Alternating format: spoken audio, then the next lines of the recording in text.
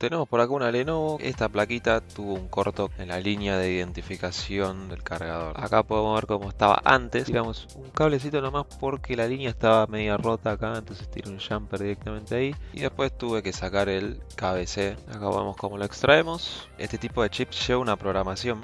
Acá lo vuelvo a montar, le aplicamos un poquito de flux, ubicamos el nuevo chip KBC y lo soldamos. Ok, acá armo todo de vuelta. Ya lo tenemos programado, ¿no? Vamos a sacar esto y vamos a ver si nos da imagen. Esperamos que no tenga ningún otro problema. Acá tenemos el cargador. Ahí tenemos LED, está cargando, antes no hacía nada. Ahí ya tenemos imagen. Suni 3 7000. Por suerte lo salvamos. Chau chau.